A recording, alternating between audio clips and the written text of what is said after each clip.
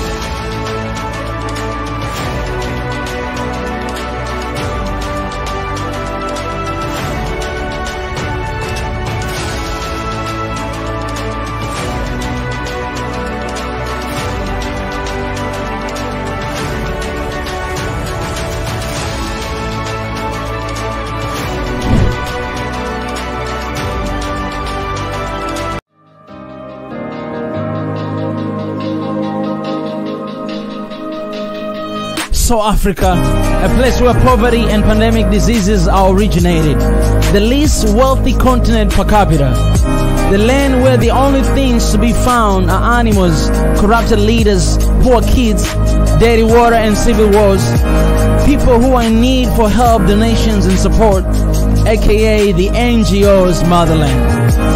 For others, honestly, Africa is just a very hot, dark and sad place everyone wishes to escape one day.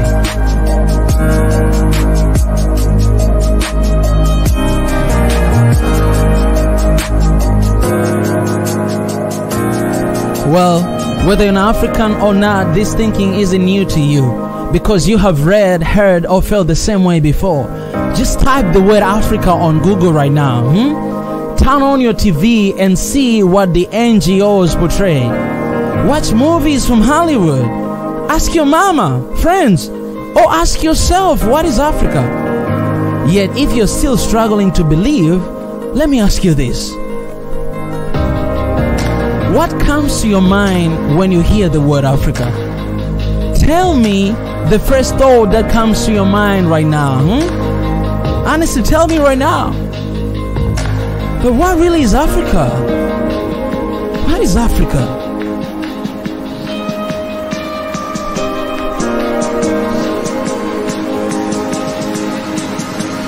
Listen, there are many theories about the name, but one that is close to the truth is Al-Kebulan. This name translates to Mother of Mankind, or according to other sources, the Garden of Eden, the place where love, peace and unity dwells. Al-Kebulan is an extremely old word. Many nations in Africa use this word, including Ethiopians, Nubians, Moors and Numidians. For me, this isn't just the theory, but the truth. My truth I choose to believe in. As cliche as it sounds, that's the future I'm hoping for. The tomorrow I'm fully determined to see. The dream I am convinced and dedicated to fighting for until it happens. What is Africa for you?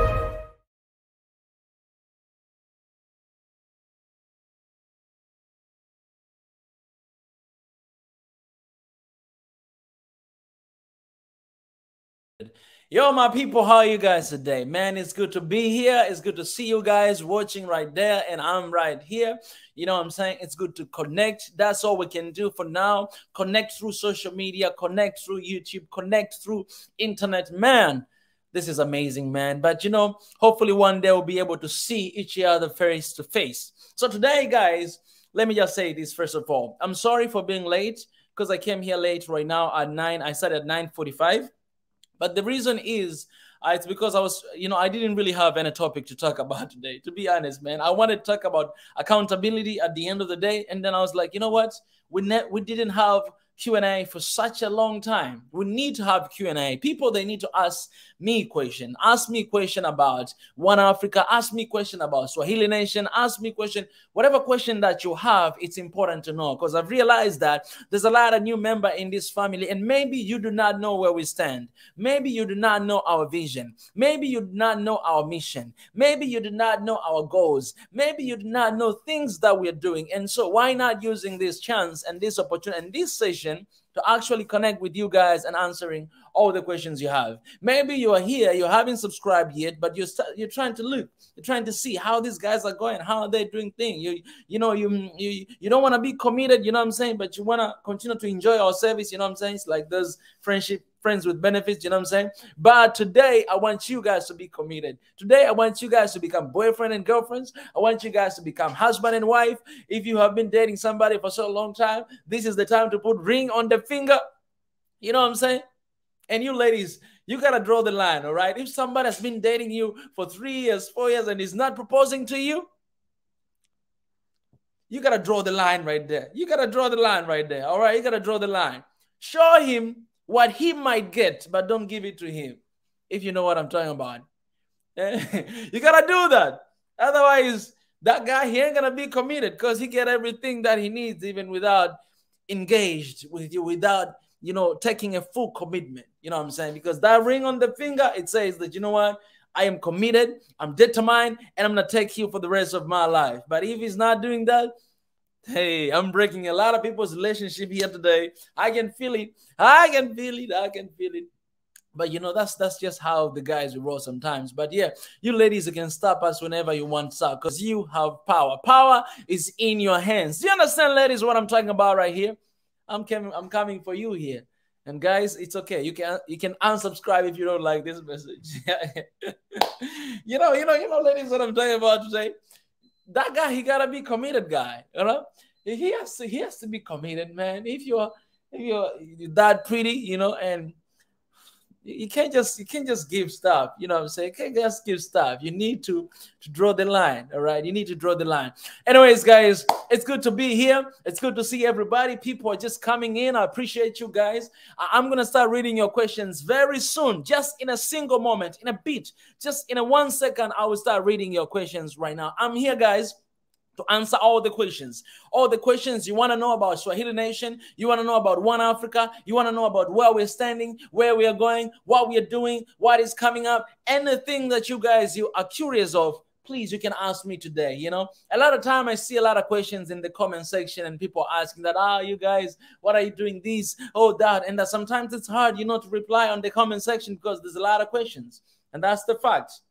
But this is the moment I'm going to spend this time, 1 hour, 2 hours, to just answer to your question. And I'm going to give my blood, sweat, and tears to answer all of your questions. But right before I jump right in, I got to talk a little bit about fundraising. Yo, guys, you know that we're fundraising for our offices, Swahili Nation One Africa office. Well, if you have a question for that, also don't hesitate to drop in the comment section, because I would gladly answer your question today. But this is what we're doing, man, for our offices. All right, what we're doing, you guys are seeing what we're doing.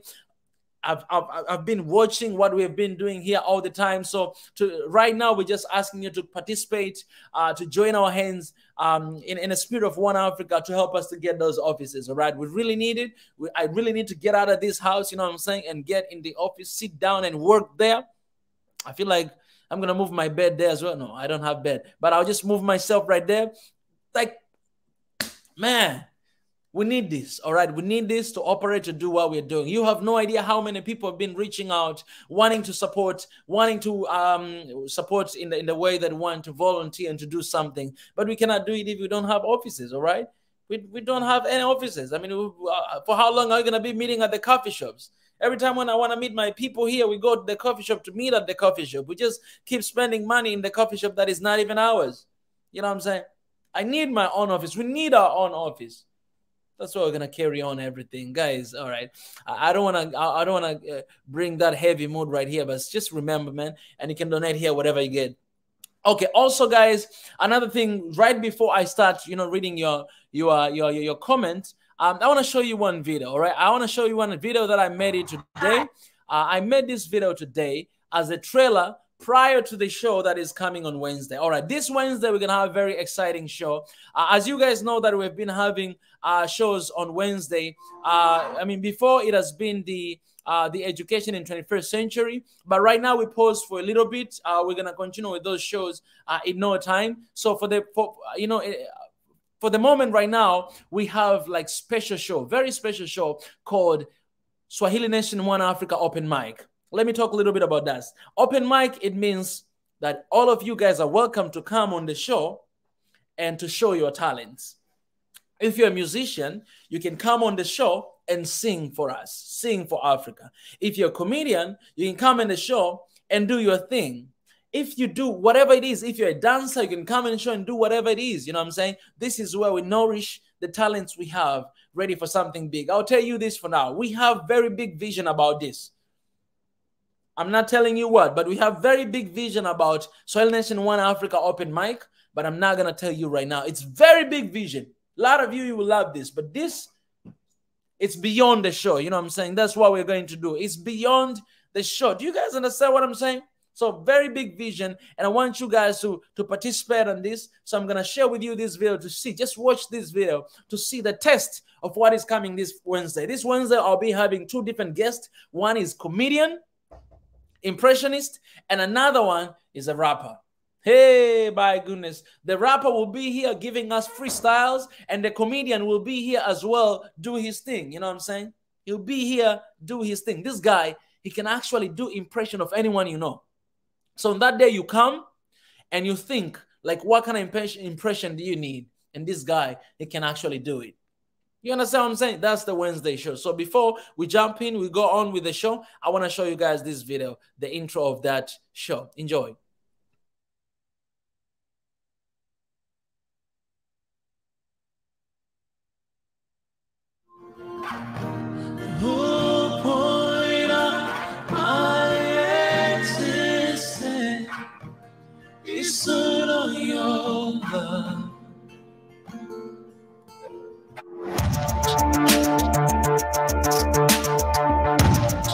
Hey, Madiba, have you ever regretted your decision to let the whites stay in power?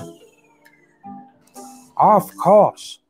When I was president and I realized the distribution of wealth in South Africa was unfair, and when I saw my people in poverty, I was very angry. I was losing my mind. But when I saw Charlize Theron, I said, this woman is so fine. She makes me want to forget Robben Island, just like that. Oh, yes, Madiba. You know, that one, she's a special one, you know. She's so fine, you know. One might think that, you know, the Lord has, you know, imposed beauty sanctions on George Bush and Tony Blair, you know. That is a very funny. You mean the black actress, right? No, she is a white South African. Hey, Madiba, in America, they can call her whatever they want. But in Africa, we decide who is black and who is not. Huh? That woman is so black. She is white, huh? The way you make me feel. You knock me out of my feet now, baby. Ooh.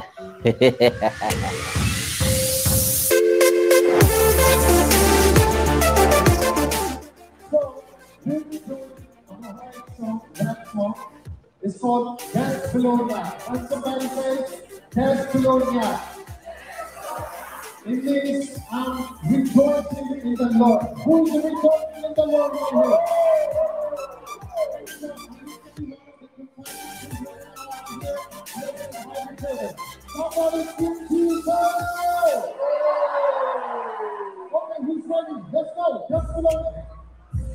Test pillow, not test pillow, not test. Test pillow.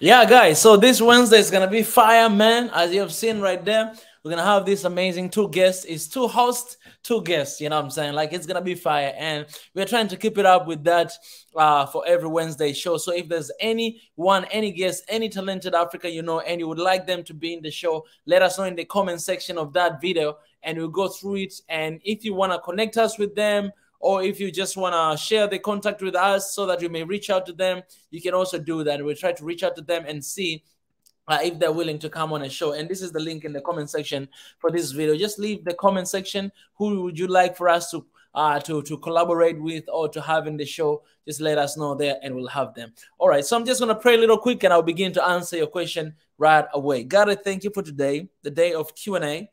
And as we go through all these questions, I just pray that, God, most importantly, we pray for Africa, we pray for our countries, we pray for our families, we pray for everything that is going in Africa. I know there's a lot of things we've done wrong, and we ask for forgiveness, God, for our leaders, for our continent, for everything that we do. We just want to prosper. We just want to have a new peaceful day in Africa and in most of countries that are not experiencing peace right now. So welcome you. We thank you. We pray all these things in Jesus' name. Amen. Amen, guys. So, all right. I'm just going to go right away to start answering your questions. If you have any question, don't hesitate to drop down in the comment section. I'm going to try to go through every single question. All right? I'm going to try to do that. I'm going to try to do that. It means some questions might be a little hard to answer, but I'm going to try. All right. I appreciate for those who are joining right now. Let me start with Meskem Tefra. Would you come Ethiopia and meet me? Honestly, 100%. I'll come to Ethiopia, and when I'm there, you will know. And we can meet up. Why not? Why not? I'll be somewhere, so, you know, we can meet up there. But we're going to have to meet the place where I decide to meet. You know what I'm saying? When I come there, so we can do that. Mariette, she says, let me think hard. You better think hard. I am a fan. I want to meet you. Yeah, the same person. I will come and I'll meet you. You know, I met a lot of people when I came twice to Ethiopia. And whatever country you're coming from, but I'll come there and meet you because we're going to go through the whole continent of Africa. That's my mission. Would you come? Yes, I'll come. Madebo Araro Asali say you are a super African citizen. Appreciate that. Appreciate that. I hope you are too, Madebo. The fact that you're here, it says it all. Ms. Kim, another question from Ms. Kim. I appreciate you. Do you like Ethiopia? I love Ethiopia. And you know that. That's not even a question to ask. But it's a good question. Ethiopia is Africa, so I love Ethiopia. And I appreciate for the support, Ms. Kim Tefra. Appreciate for being here. All right, BJ, it's good to see you, BJ. What inspired you to create SNN? What inspires your vision? All right, this is the deep question right there. So you just had to go all the way in, right, BJ? Okay, what inspired you to create SNN? So 2003, I went to South Korea. And recently, I've just done my Swahili interview here, and I spoke about everything. So if you guys understand Swahili, you can check that interview out. I posted a little bit clip on my channel, and then the comment section there's a links for the video, so you can go and check it out. So 2013, I moved to South Korea, and I went there for school. The moment I got there, I always like to tell this story. When I was leaving Tanzania, I was just a Tanzanian. But the moment I landed to South Korea, everything changed. From Tanzanian, I became an African. Because everybody saw me, they didn't address me as a Tanzanian, but they addressed me as an Ethiopian, as an African. Right? Well, Ethiopia is in my heart, as an African. So what happened is, at the beginning, I didn't like people calling me African. Not because I didn't like Africa, I didn't love Africa, but because I believe that, no, this is just ignorance. It's people not knowing that Africa is not a country, but it's a continent with 54 different countries. For me, I say 55 different countries. 54, the countries we have in Africa, and that one is diaspora all around the world. So I say Africa is the one big family with 55 different children. So I felt like people, they were ignorant. They thought that just because you're black, you're coming from Africa, right? But you have white coming from Africa. You have Asian coming from Africa, all right? You have so many people. You have Indians. You have a lot of people. You know, there's even Chinese who are born here, the African, you know? How do I feel about that? I don't know. But, you know, there are a lot of Africans of different kind of, you know, ethnicity, you know, I mean, colors. So at the beginning, I didn't like people calling me African, because I felt like you guys, you don't want to know where I'm coming from. You don't want to know that I'm coming from this country. Well, if you tell them to guess where I'm coming from, they will say South Africa most of the time, or they will say Kenya most of the time, or Nigeria. You know what I'm saying? I gotta be honest. It was hurting me at that time. It's like, you guys, you know Kenya, and you don't know a country next to Kenya? Can't believe. So I start asking them, where is the highest mountain in Africa? They'll be like, Kilimanjaro. I was like, my country's there. And they'll be like, Kenya? And I was like, get out of here, man. Kilimanjaro is in Tanzania. And I'll be like, where is Zanzibar? They're like, Zanzibar, it's in Zanzibar. I'm like, get out of here, man. Zanzibar is in Tanzania. The name Tanzania, it came from Tanganyika and Zanzibar. It's the only united countries in Africa. That's why I believe in the unity of Africa. I believe in one Africa. You understand what I'm saying? Because where I'm coming from, we have a united Republic of Tanzania. Two different countries came together and have union. It is possible because it happened here. It can happen anywhere in the world. And I'll tell you this, guys, in the Tanzania, like Tanzania, in the land side of Tanzania, forget about the island, the Zanzibar part, the land of Tanzania, I'll tell you this, the Christianity, it's above 60%, and Islam is 30%, 30-something percent. Why? What am I saying this? And when you go to Zanzibar, almost 100% of Zanzibar are Muslim people. Right now, maybe changed because I just went the other day and I saw a lot of churches, so it might have changed, right? But that's how it used to be back in the days. You never find it was hard to find Christian people. But let me tell you this. But back in the days, when Nyerere, you know, he went to Uganda. He told Uganda that, why don't we come and become one nation? Uganda, they say no. He went to Kenya. He said the same thing. Kenya, they said no. He went to Zanzibar, to Mwinyi, the president at that time. Mwinyi, he agreed. He said, you know what? We can come together. We can be united. That's when the unity between Tanganyika and Zanzibar came together and formed this one beautiful country called Tanzania. So why I was talking about religion, because there's a lot of people who they say, you know what? Religion is the source of division. Yes, I believe that, because it happened in so many countries. But also we can use that as an advantage to unite our people, because it happened in Tanzania. Zanzibar, almost 100% are Muslim. When you go to Tanganyika, like the land side of Tanzania, more than 60% are Christians. How did we come together and become one nation, United Republic of Tanzania? And while we have differences in our religion, ask yourself that question. And also, Tanzania, I always say this, it has more than 121 different tribes, but it became one country. How did that happen? 121 tribes, 121 different languages. How did that happen? That we don't have tribalism issue. How did that happen? The language again, I always talk about that. Nyerere, Julius Kambarage Nyerere, he said, you know what? Everybody must speak Swahili. That's our language. That's who will speak. Nobody will speak. That's why today you find hard for a lot of Tanzanians to speak English. And I want to tell this to Tanzanians. If I have Tanzanians right now watching, please let me know in the comment section. I want to talk to Tanzanians. Don't feel bad just because you cannot speak good English. English is not our language. It's a colonial language. Our language is Swahili. We have our own African languages.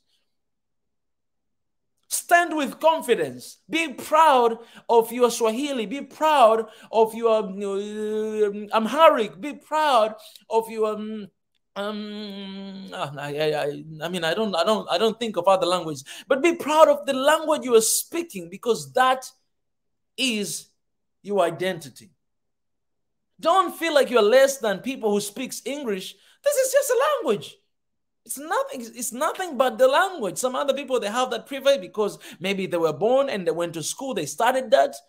But you don't speak English, don't feel bad about it. You speak Swahili, that is your language. Because where we are going, the whole continent of Africa will be speaking Swahili. I'm telling you, that's the language is going to unite Africa. It did to Tanzania for more than 121 different tribes. It can do to any other continent on earth, any other country in Africa. I'm telling you, I say that, I'm telling you. Why am I saying this? I'm saying this because to tell you guys that there's something very significant to learn from Julius Kambarage Nyerere. And this is what I'll tell you today. I'll tell you this, guys. We are going to have some session about this guy. This is what Nyerere said. He said, only with unity can we be sure that Africa really governs Africa. He's not just speaking.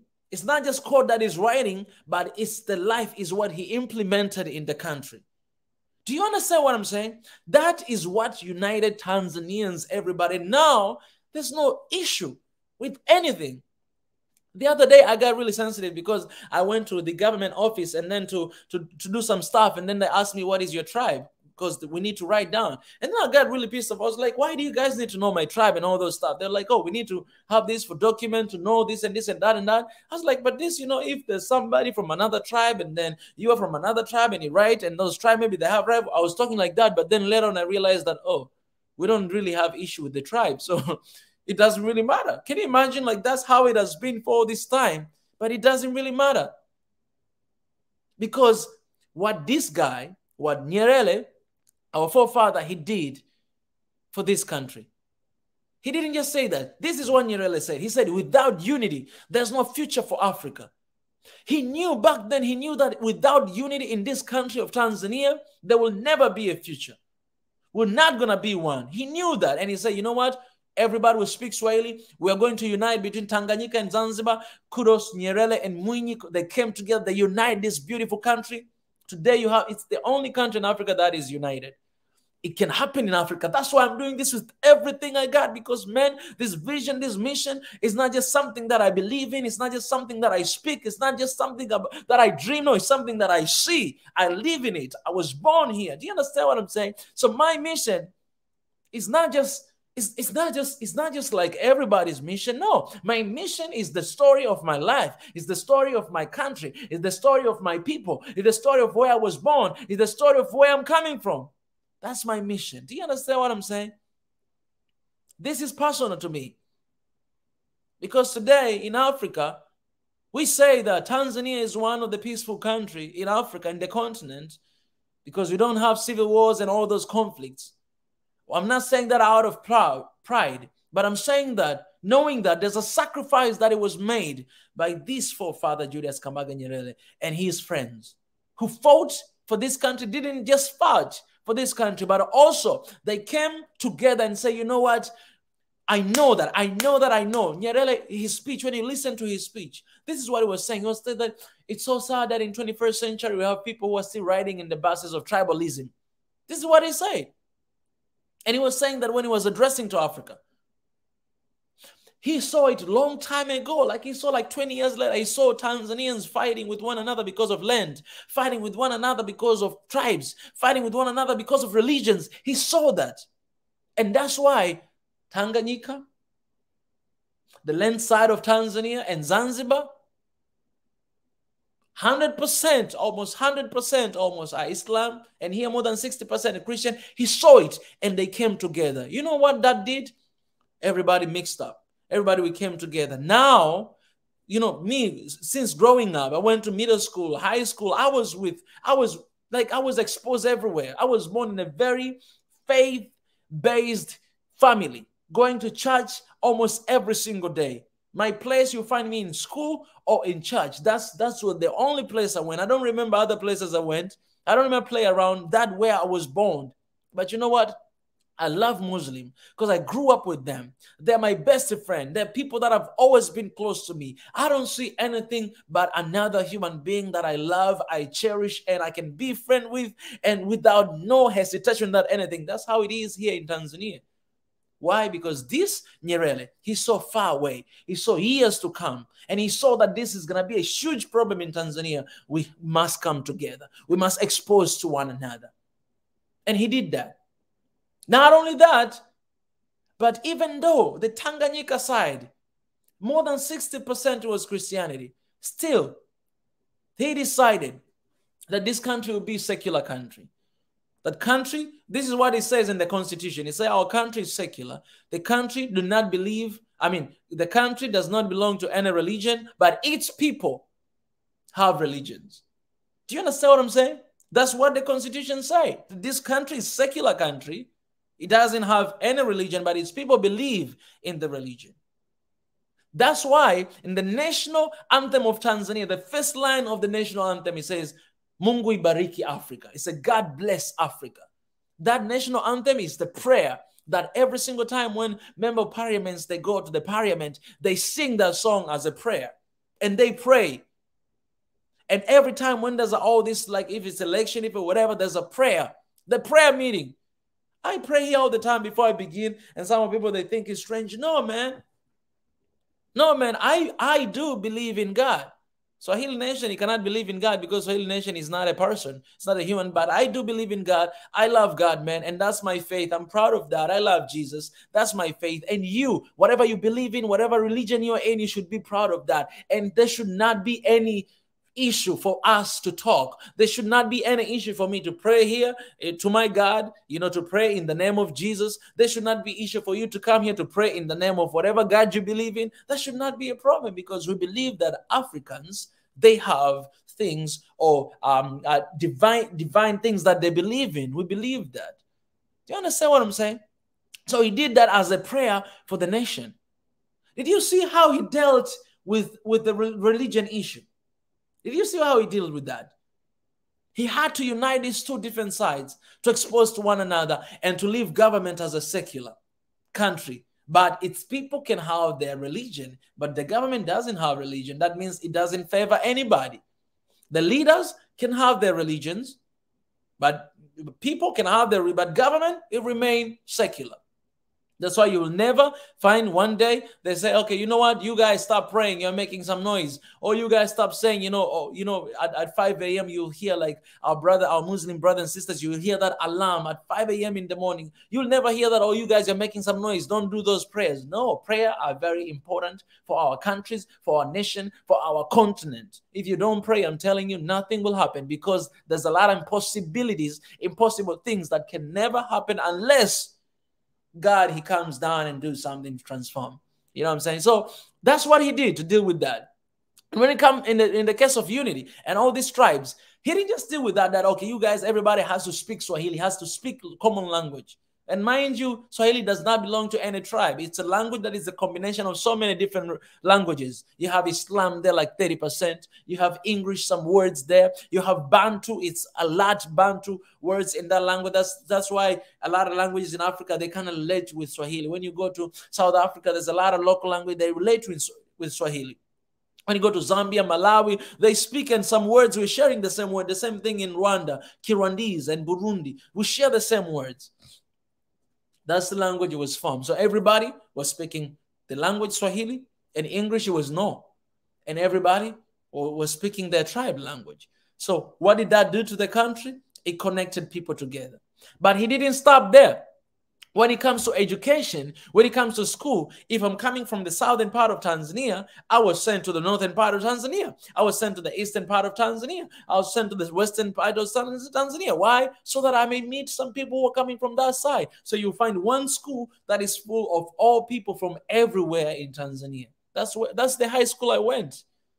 I went there with people from the east, west, south, central, northwest, northeast, north, south, everywhere. Like everybody, like the whole country of Tanzania, it was in this high school. That's the school I went in. And everybody had the same experience. When are you going to have time to hate your brother? When are you going to have a time to hate your sister? And all of you guys, you're studying together, you sleep together. I mean, not sleeping together, like sleeping in the same room, I mean, together. When are you going to have time to hate one another? You live there for 2 years in high school. Like all level, like middle school, 4 years. You have no other choice than to love that neighbor, because otherwise your life is going to be a living hell right there. You know what I'm saying? So like, because of that, he brought the country together. Religion is not an issue. Tribalism is not an issue. And anytime when there's anyone that is doing anything that is like, is bringing chaos in the country, even people themselves, they stand and say, no, we have been living together for so long, we cannot allow something like that. Everybody comes together and say that. Everyone. Okay, I was answering your question, BJ. Let me go back to your question. I was giving a little bit meat to the question you asked. Okay, this was the question, all right? So, coming back to the question. I was answering, by the way. You see how I take serious the question you asked me. What inspired you to create SNN, and what inspired your vision? So now you understand where I'm coming from. Now you can see what I'm coming from. But I'll tell you this, where I learned love, because it's important to know that as well. Why I love Africa, why I love countries that I've never even been to, why I love people that I've never seen, why I tell you guys that I love you. My dad, he's the full definition, he's the all definition of love. That guy, he cared about people. He cares about people so much that he surprised me. That guy, he knows where people are living. He knows their names. He knows their dads. He knows everything. When my friends were visiting in my house, some of my friends, they even hated to visit my house. You know what? Because one of my friends, he told me, man, your dad is like a police. And this was the son of the police.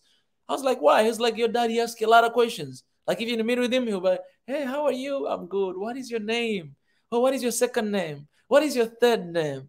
Oh, what's the name of your dad? What job is he doing? What about your mom? What is he doing? When were you born? Where are you guys living? Oh, what do you want to become one day? Like my dad, he will ask like 1,000 questions. So if you don't know him, you will think that, oh, this guy, he's asking, is he like police or something? Secret Service? No. My dad is just doing that because he genuinely just wants to get to know you. Not because of his son. No, he want to connect with you. My dad is just like that. My dad, he will call me, he will call my brother, he will call my sister, and he will not end there. He will call my sister's husband, he will call my brother's wife, and he will not end there. He will call the children that are in there. He will not end there. He will call the mother of my mom, grandma. He's not gonna end there. He's gonna call his young brother, his old brother. He doesn't have old brother. He's not gonna end there. He's gonna call the kids of his young brother. He would do that all the time. And I'll be like, heck no. Like sometimes my dad calls me and then I feel bad. I'm like, oh, I forgot to call him. This man, he loves people. That is hard. And I've grown up in a family and I've seen that my dad doing that every time. I've seen my dad knowing people's issues. I've seen him picking up the phones at the middle of the night to pray for people that were sick. I've seen him doing that. I've seen him like not being able to sleep because somebody's going through something. I've seen him devoting his life doing that. And growing in that, seeing that as a young child, I knew that I am called to love everybody, no matter what. Even when they take my time, like hating someone is not an option. Loving someone is not an option. It's the only option. So that's how I learned. And so getting back to the story, that I went to South Korea and I saw this and I was hating people calling me that, hey, you're Tanzania, you're African, because I wanted them to know about my country. So what I did, I started to expose my country, specifically Tanzania. I started to do that. I started to go to kindergarten, middle school, high school, even university, to teach Tanzanian culture, to teach Swahili. Sometimes they call me to do that for Kenya and all those stuff. So that, I think that is, my spirit was developing. My spirit of patriotism and loving Africa, it started from me loving my country. Because you can only love Africa if you love your country. How can you love Africa if you don't love your country? If you don't love where you're coming from? You know what I'm saying? So from that, it started to generate something in me to love my country. And I did a lot for my country when I was there. A lot. I was even awarded, I tell you guys this all the time, I awarded, annual citizenship. But I did a lot, right? And then, so later on towards the end, nearly the end, I believe it was like 2018, 2009, I realized that, man, not only Tanzania, not only one country, they go through trouble, all the countries in Africa go through trouble. So my desire, it was to fight for Africa. He began to fight for Africa. And that's when 2020, it was December. That's when I created Swahili Nation. December, man, I created Swahili Nation. December, it was like one day before Christmas, 24th.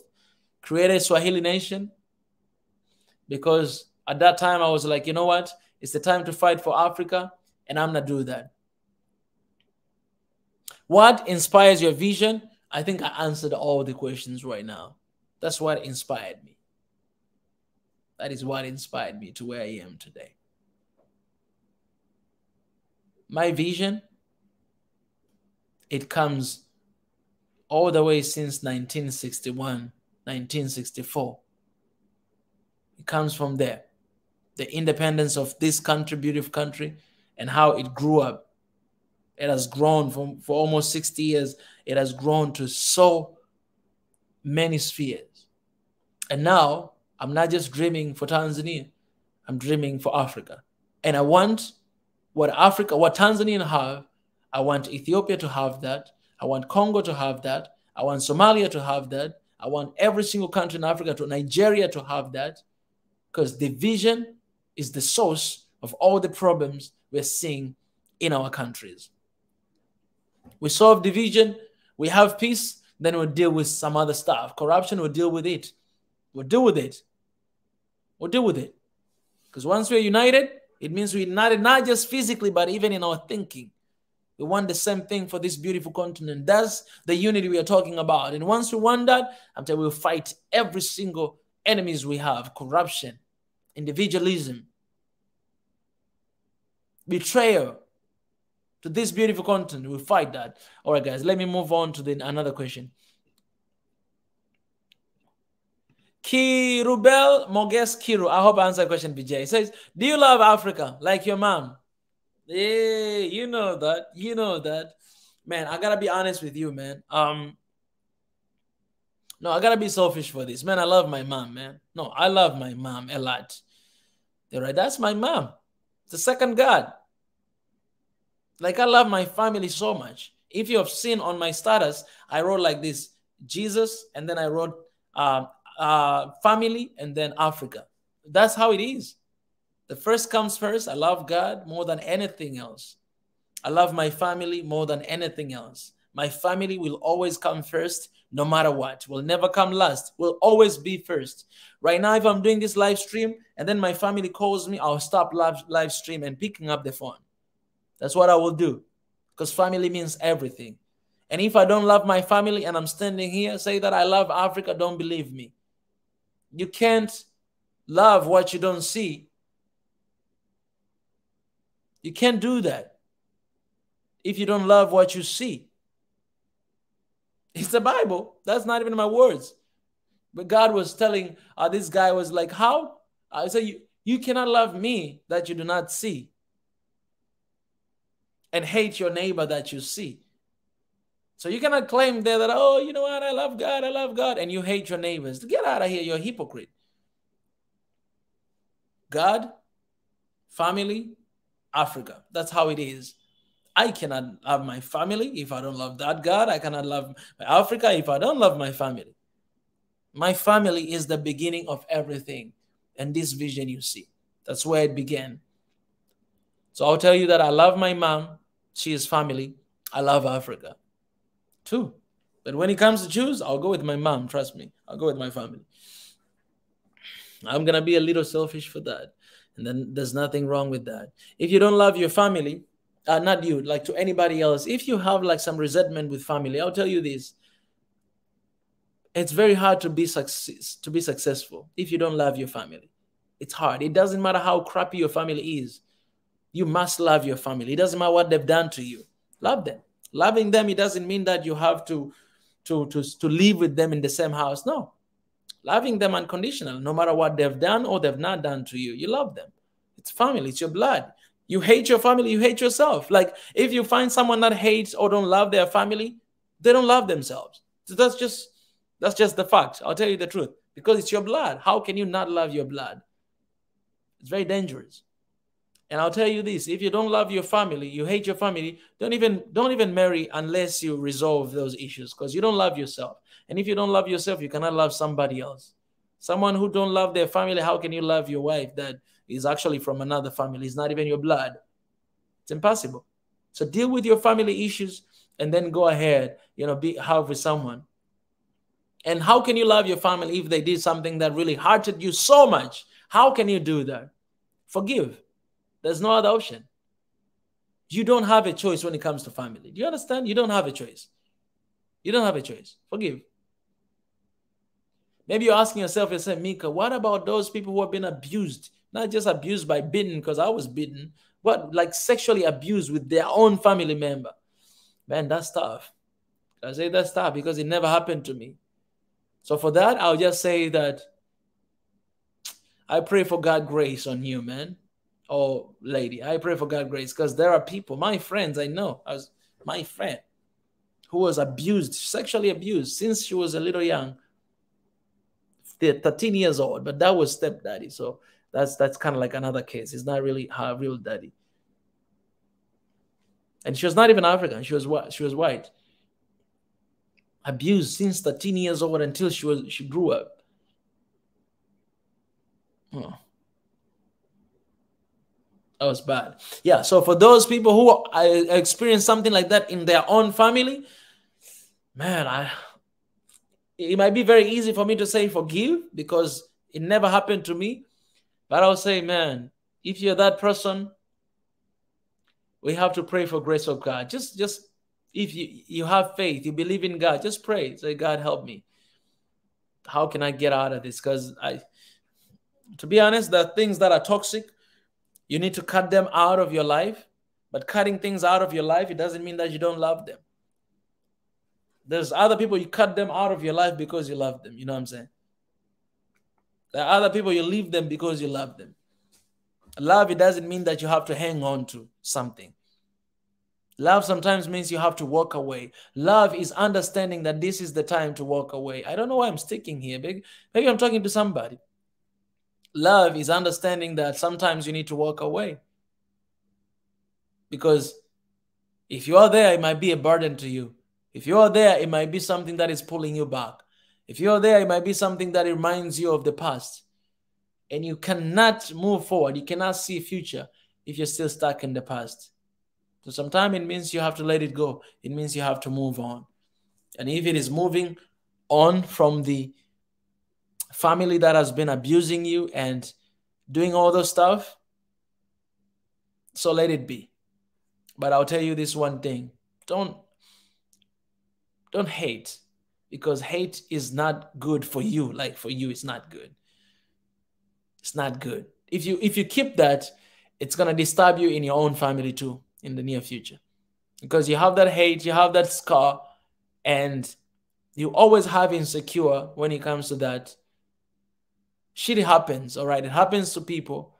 And sometimes it's hard to get rid of. That's why, there are therapies. Some people take therapy for those faith people like me, we pray and we ask God to help us, because these things, they leave scars in our souls, in our hearts. So the best thing you can do is, man, it's rely on God, man. These are kind of things that you cannot rely on yourself. Even therapists, you can go to sessions and lose your money, but nothing will happen, But yeah, use that if it helps you, because there's a lot of people it helps them. Yeah, so that's what I would say. I'm spending a lot of time. All right.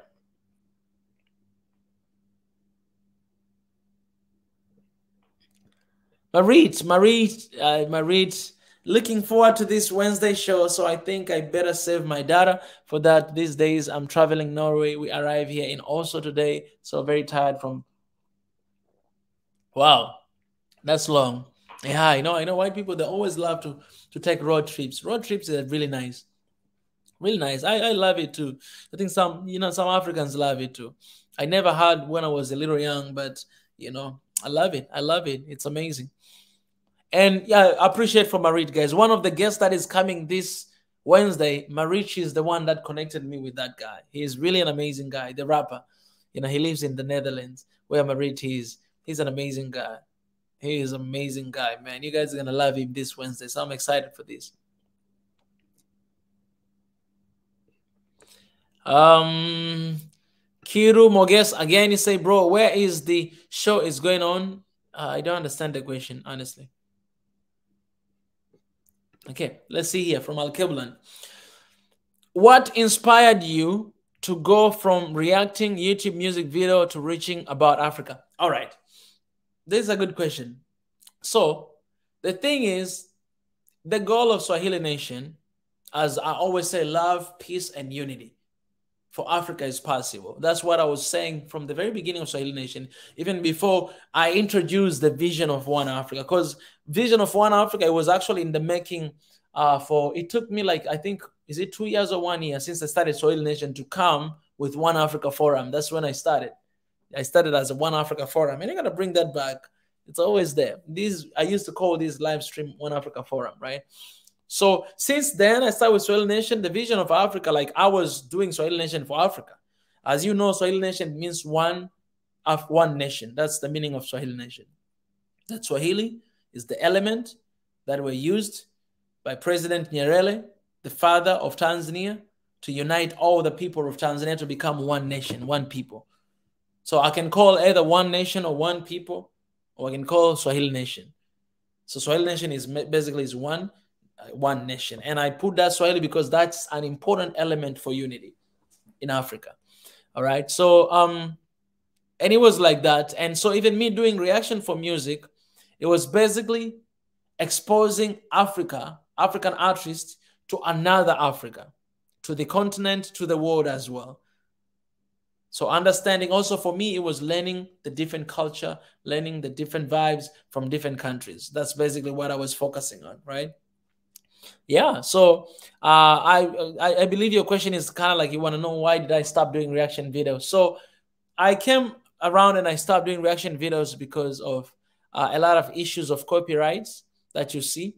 Copyrights is just too much, and also I wanted to concentrate on the serious side of that, because I realized that I might be sitting here and enjoying the music and do all those stuff, but then there's a lot of important stuff happening and we're not addressing them. So I started to address them during my live, during my reactions, and my reactions were getting too long. It was like 20 minutes, 25 minutes, sometimes even 30 minutes, but luckily people were watching, right? But then I realized that, oh, I'm not going to do reaction for the rest of my life. I need to give this message out there, because I got the message, right? That I need to preach about this One Africa. Because the more I did reaction to the songs, the more I saw issues. And to be honest, for this, I want to admit, Ethiopia and Somalia inspired me so much. I think inspired my vision in a way. The first question I address about where my vision came from and why I'm doing what I do, because the question is what inspired your vision. I think this is another answer, because when I exposed myself to, I actually started to do reaction for Somalia music before Ethiopia. I started with Somalia, later on I went to Ethiopia, and I was doing them together, and I was seeing a lot of things. I was learning a lot of things. I was seeing a lot of issues going on, and that's what I guess it really inspires me to start speaking about it through my songs, and later on I started to do it like officially. So yeah, and we're here now. Now I'm not doing reactions anymore, but I'll be doing reviews. I love doing reviews. That means I don't put their works on my channel. They can't give me copyright. They cannot stop me. I can just do my thing, listen to the song and do a review of the song. That's much easier. If there's any artist there who will say that, Mika, I'll never put sanction on you, I'll never put copyrights on you, you can just react and put it on your, then that's cool. But then I don't want to put that risk, because one day he might be happy, tomorrow if he's sad, he can do anything to my channel, and we cannot afford that, losing this. We cannot lose this.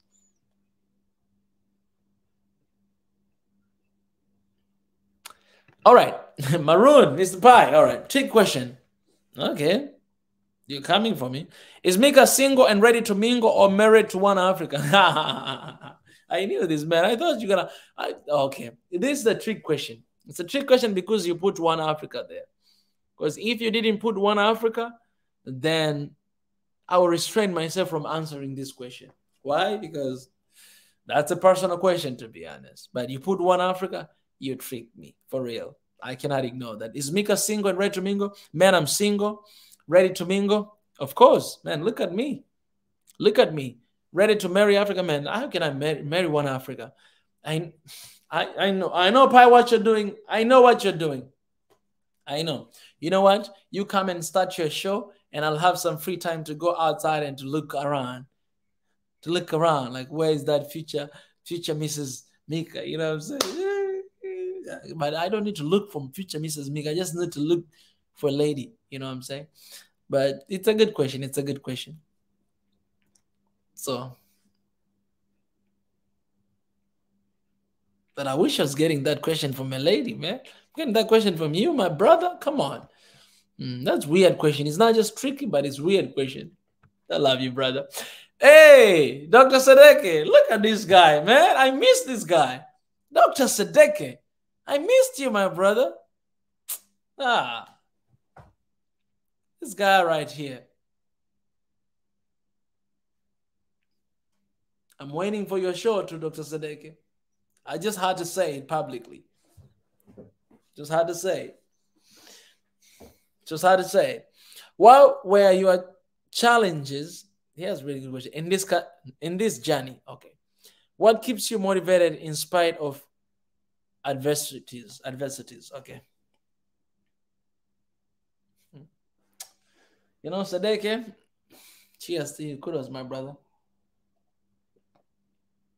You know me. And you know I would love this question. What were your challenges in this journey?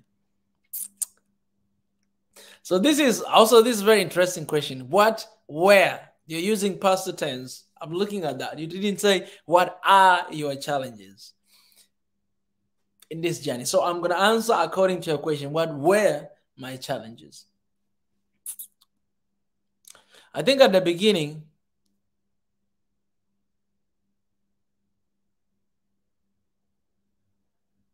I need to think hard this, because I don't just want to answer random. What were my challenges when I started this journey?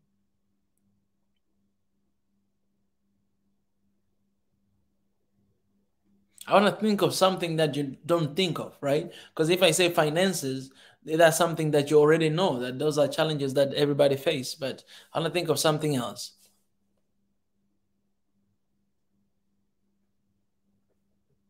What were my challenges when I started this journey?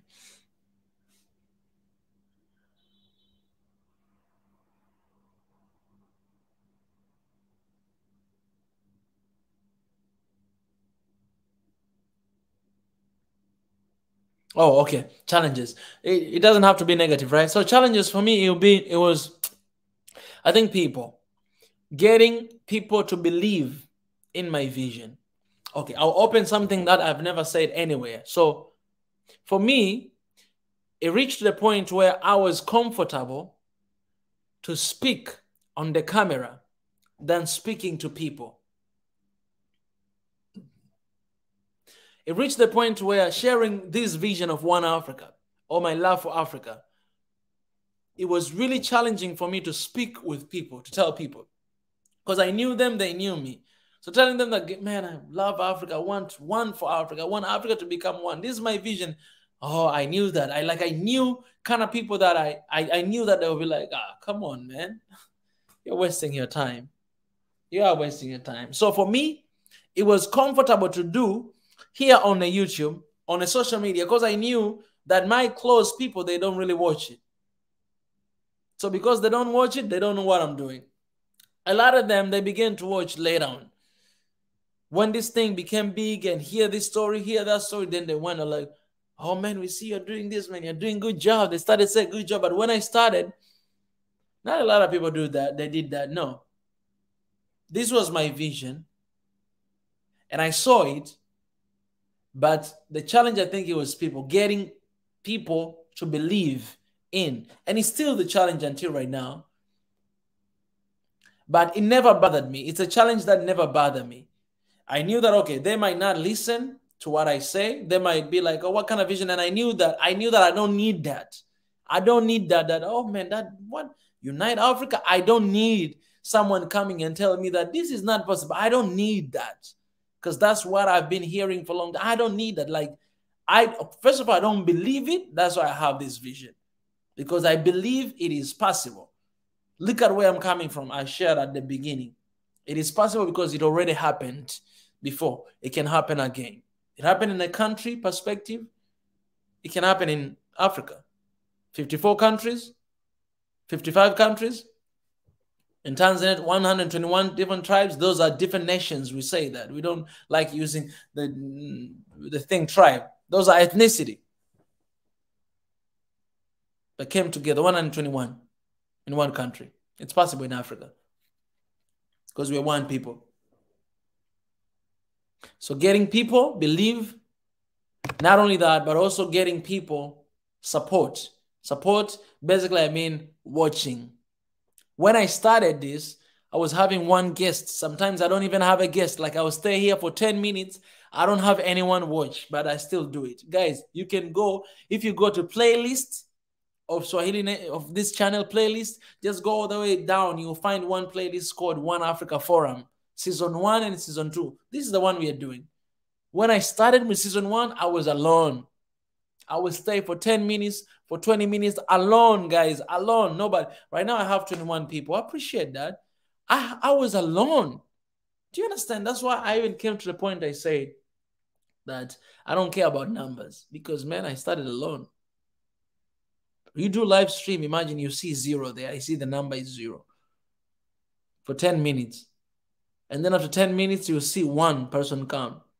Stay there for 5 seconds and then leave. When it come one, you're excited. Hey, welcome. Thank you so much. Tell me where you're coming from. Where are you watching? And then that one person will comment. And then after 5 seconds, that one is 0 again. And you're like,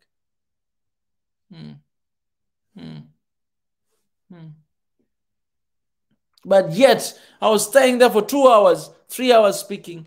And then I'm tired. I'm really tired at the end. I'm like, oh, getting people. Believe in your vision. Getting people support your vision. It's the most difficult thing you could ever imagine. So how did I keep moving on? How did I keep motivated? Because, again, it was the vision. It is a vision that was given to me. It's personal to me. If it's given to me, it means God trusted me with that vision. It's my job to cherish, to nourish. It's my job to work towards that vision faithfully because it is mine. It's personal. It's personal. So no matter I have people or I don't, I'll always pursue this dream, this vision, because it's personal. It's personal.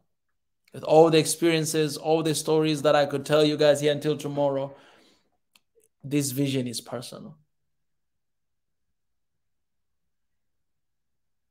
Because if not me, I love this so much. If not me, then who? If not now, when? Chiguma nimion, onje. Nane nane mion, nugu imnika. Onjemnika. Chigumanimian onjemnika. If it's not now, then when? If it's not me, who?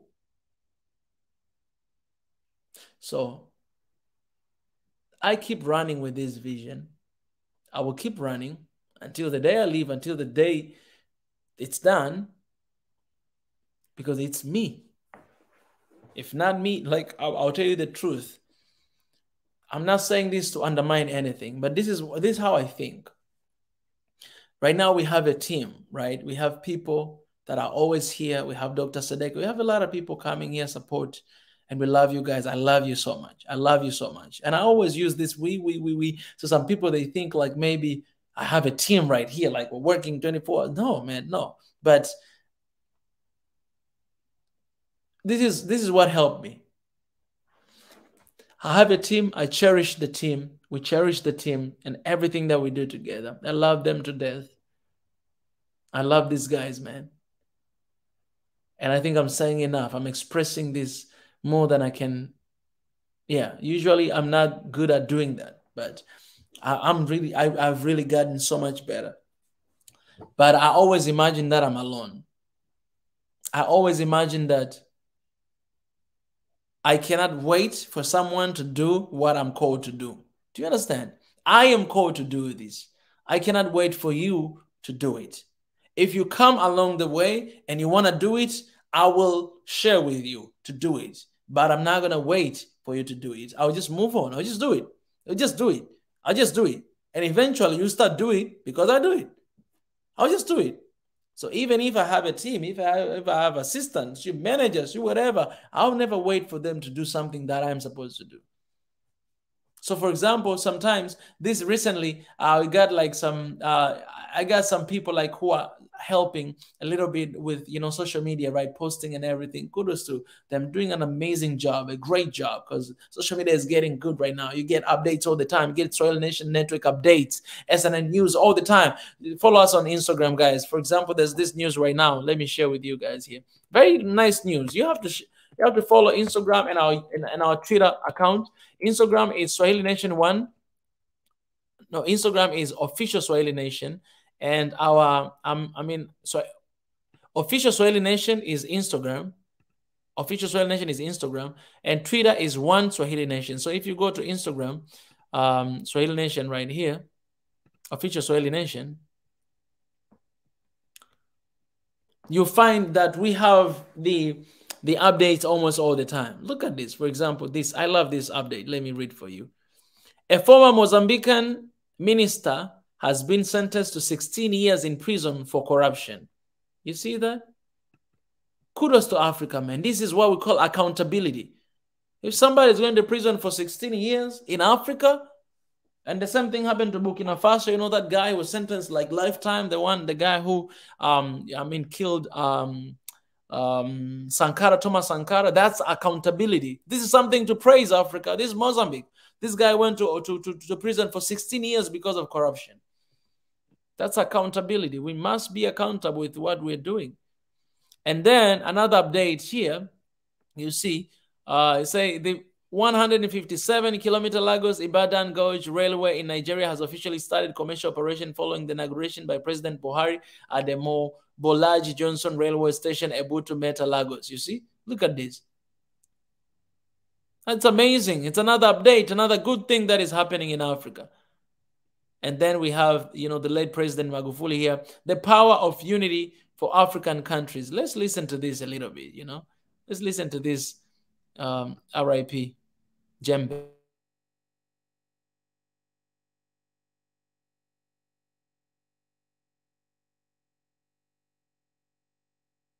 I argue, Your Excellencies, to always be encouraged by the wise words of one of the greatest sons of this subcontinent, His Excellency Robert Mugabe, former president of Zimbabwe, whom once said, and I quote, "Never, never, never must we give up when it comes to the search for peace in any part of our region." End of quote. As the chair of SADC for the next 1 year, we pledge our commitment to work with all the member states in order to ensure that peace and security prevail in our region. And this is what the founding fathers of this organization and our respective countries, including the late Mwalimu Julius Kambarage Nyerere, Mzee Kennedy Kahunda, the late Samora Machel, the late Agustino Neto, the late Sese Kama, the late Nelson Mandela, Mzee Robert Mugabe, Mzee Samu Mjoma, just to mention a few, have taught us that the power of unity, when it is channeled with purpose to achieve an objective, can provide a remarkable result.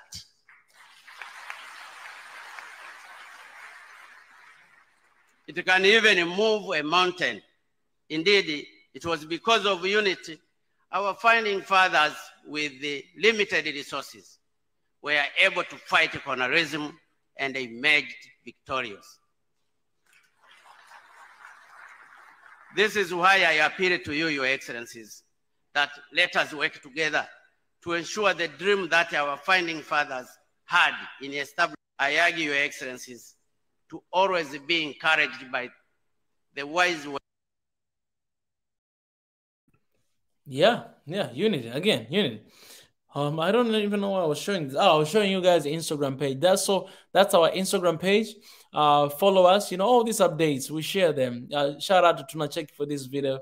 I'll find this video and share as well, because these are very important words that I think they need to be shared here and there. So you can follow us on Instagram for more updates, right? And Twitter as well. As I told you guys, we have Twitter account as well. Let me show you. It's one Swahili Nation. Let me find here. So it's here already. You see, this is Swahili Nation, because Swahili Nation Twitter is right here. You can see we have all these things. Even right now, we're live there as well. We're live on Twitter as well. So if you follow us, you don't need to watch us from here. You can watch us from Twitter or from Facebook. Yeah, you see all these updates. You know, Nigeria updates, more Mozambique update right here. All these Black consciousness lives. Yeah, so you can follow us there. And here on the, you can see here thumbnail, I put Gaddafi, I put Patrice Lumumba, I put Sankara, I put Magufuli as well. These are, you know, the heroes of this beautiful continent.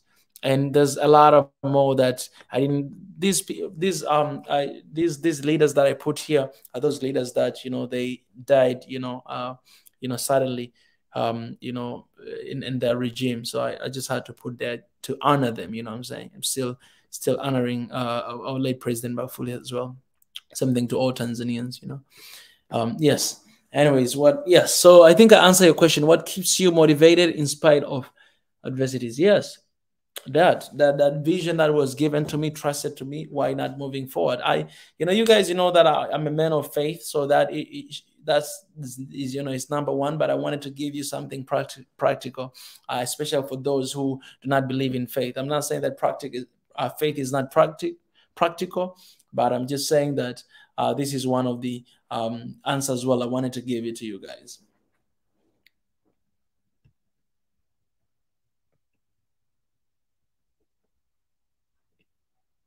Oh, you went the same time here in Rwanda, Africa. That's beautiful. Robert, let's go, Robert. Do you think the biggest problem with Africa is outside influence, or we are on our enemies? Robert, you know my answer to that. The biggest problem in Africa is Africans. That's the biggest problem with Africa. That's why these days I've been talking about enemies of Africa, like time. We don't keep time. Accountability, we don't do that. Responsibility, we don't take that. We are late all the time. We don't have discipline on our jobs, on our work, on whatever that we do, and we keep blaming and finding who to blame. But instead of looking at us, we keep blaming our leaders instead of blaming ourselves, because what does leader do, by the way?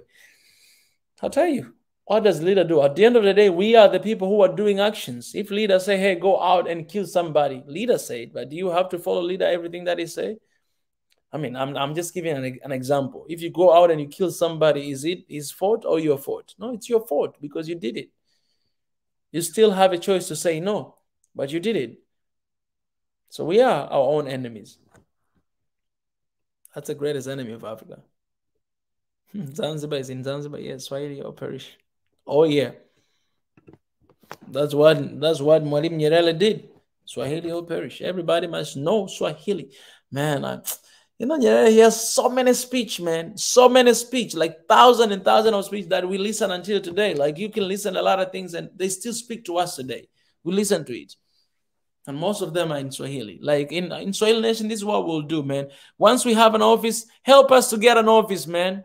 Let me say this again. Help us to have an office. Because once we have an office, man, I want to have somebody that, if it's possible, volunteer, or someone who can work and do something, a volunteer or someone who can work and do something to actually translate these things. Yeah, there's so many, there's so many speeches from Nyerere, there's so many speeches from Magufuli that are in Swahili. We want to translate them to English and post them on Swahili Nation, you know what I'm saying? And we need that.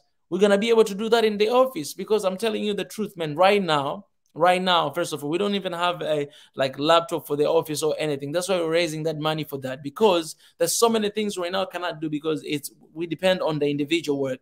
And people individually, they don't have laptop. For example, when it comes to graphic design, we need somebody who can actually design with really nice, amazing MacBook Pro or something that can do things very fast, very quick, and be able to use it, for the work that we are doing. But you know what? Those guys cannot do it, and they cannot use it because he don't have laptop. He don't have computer.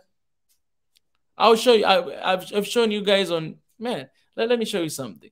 We just need a computer. This guy, I asked him all the details of the computer, so that I say, man, maybe we'll be able to find some computer for you. But let me show you here. Let me show you in Instagram something. You'll notice something if you go to Instagram. Let me show you right now.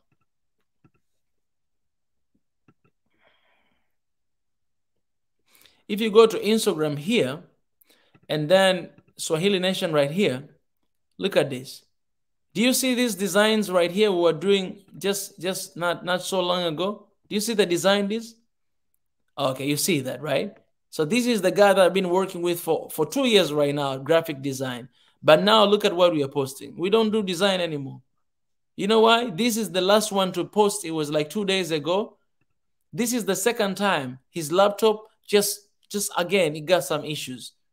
Before he did the same thing, but his laptop got some issues because he's using really not good laptop. And also he did that because I was forcing him to do this. And he told me that, Mika, my laptop, he cannot do this. I cannot upload this and this and this. I cannot do heavy videos and all this stuff. But I was like, man, we need to find something. You need to do it.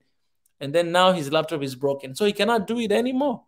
And so what happens is now we are posting just pictures like that. It doesn't look good. I love this design. We had to work on this design. And it looks amazing. When you come to Swahili Nation page, you look at this design. You love it. Look at this. Look at this design. We post, of course, here we post videos. And then here we post 2 posts like that. But now we came back to the same thing because the laptop is, imagine, even the laptop that somebody can work on. We need that for Swahili Nation. So, okay, maybe you don't have money to donate, but you have a laptop that you want to give, and I can give you specification. Let me give you specification right now, all right? Because these are the specification that this guy needs to do all these heavy works that we need. For Swahili Nation, our own laptop. A powerful laptop called HP Envy 13. HP Envy 13. That HP Envy 13 is about $1,100. And also our MacBook. So for him, he just say MacBook Air M2 is like 1,800. Yeah, MacBook Air M2. For me, I would say MacBook Pro because MacBook Pro is so much better when it comes to this work, Yeah, HP Envy 13 or MacBook Air or MacBook Pro that has M2. That's what we need for the work that we continue to do it. The video that I released today, the prior to the show on Wednesday, is the video that I made by myself. But if that guy, he was having a laptop that is working, he could have prepared it so much better because I don't have expertise of designing, but I just design, by myself. I've been trying to design a lot of stuff. I design a lot of things here, You understand? So we need these offices, not only offices, but we need this, let me copy and put here. We need this more than anything, all right? We need to raise this money, and we need this. If you don't have this money and you just want to support, let's say you have a laptop, you know, hey, if you have a used one, we can start with that you want to give to Swahili Nation. You know, you have a MacBook, you know, you don't use it anymore, you want to give it, you know, M2, please give it to us so that someone can work on it, so that we may continue to bring like quality content that we deserve. You know what I'm saying? Quality content. We need that. Otherwise, man, anyways. So help us. And this one is this budget right here. You know what? It's a budget to get the room. It's a budget to get utilities. It's budget to get like some like a studio. It's budget that means laptop. That means getting cameras. That means getting green screen. That means getting chairs, getting tables, getting TV, getting whatever, and everything that you know that for the office that we need. We need that. So it's a. Anyways, guys. Let me stop there.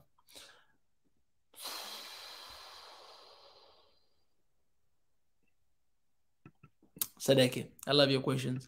Let me continue with this. For those who would be, you know, love to donate, please go ahead and donate. We'll appreciate that. The link is in the comment section. I pin all the way to the top there. Some people confuse unity with assimilation and losing identity. What is your perspective? I love that question, Sadeke.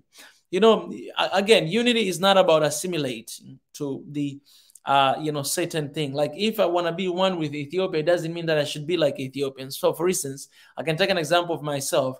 I mentioned this a lot of time. If you want to survive in Korea, pretty much you really need to assimilate to that culture. You know, that's why, you know, everything that you see, they train you or they convince you to assimilate, right? The moment you get there, you need to learn language. You need to learn their culture, which is the same thing you need to do everywhere when you go to a new environment. But most of people, they tend to lose their identity when they do that because they feel like in order for me to be accepted in this society, I need to be like them. But it's not like that. You don't have to be like them to be accepted. The example is me. I lived like me. I live like total African. I started this movement when I was in South Korea, but I was embraced. Of course, the issue of racism, they're there every single day. I experienced that. But there's so many beautiful opportunities I got, so many good people I met because of what I was doing. So many people believed in my vision. One of them is Africa Inside. This is one of the NGO that I'm an ambassador. I represent that NGO in Korea that is dealing with African people. I had to keep my identity. So unity we are talking about here is not about you losing your identity. People, they say that, oh, if Swahili become the continental language, what about my own language? What about, man, you're not going to lose your language by learning new language. You speak English and you speak your own language. Did you lose your identity? No. And I actually can lose because this is English, but this is Swahili, African language. You know what I'm saying? Is African language, you actually adding part of you that you never thought of. You know what I'm saying? In your country, you want to speak your own language, you can speak. You can do that. But this can be a means of communication in the continent, integration, trades, and all those stuff. You know, when you want to go to another country, you don't need to speak English or whatever. You just speak Swahili. Hey, mambo vipi? Inakuaje mzee? Nakuja. Something like that. That's what can do to this beautiful continent. Keep your language, keep your identity, keep everything you want to keep. It's yours. It's you. We're not asking you to change that, but we're asking you to add something else that will unite all of us together, that will bring us together. When you come to Tanzania, don't act like Tanzanian. Live your life. And that's why we fight for one Africa. We fight for love, peace, and unity. Why? Because when I come to your country, I don't have to wear like Habesha to be accepted. You don't have to wear like Tanzanian to be accepted. No, come with your Habeshan clothes, come with your Somali clothes, come with whatever, Nigerian clothes. Come to my country and you'll be embraced because you're an African, because you are one. Come with whatever you have. Of course, respect the culture of a certain place is very important. Don't do some illegal things. Respect that, but you don't have to change it to be someone else, to be accepted. Be yourself and you can be accepted. That's how I see it. That's my perspective. Mr. Said again, I know this is yours. Thank you for asking that question.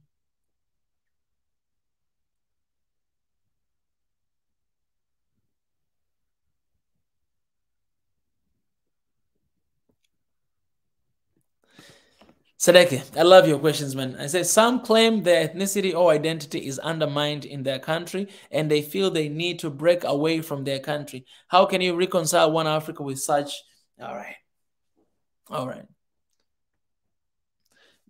But I didn't read the last word because it's hard to pronounce it. Some claim their ethnicity or identity is undermined in their country. Yes. Oh, Sadeke, man, I got to drink water for that question, all right? I'm coming just in 1 second. No, actually, this I can have a little break here and come back. Let me drink this water. We're gonna take a commercial break for 1 second, and then I'm coming back. I love you guys. Coming back in a second.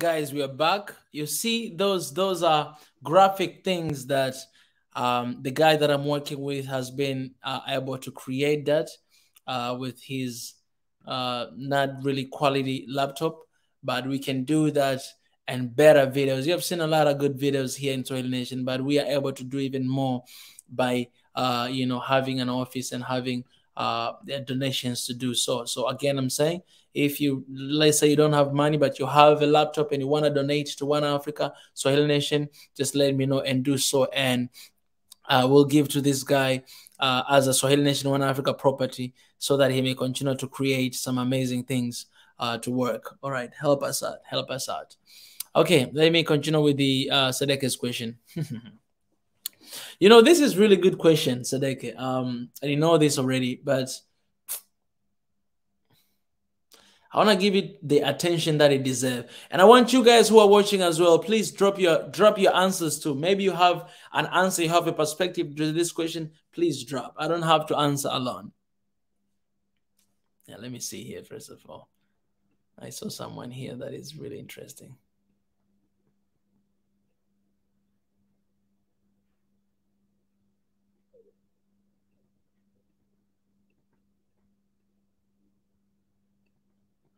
All right.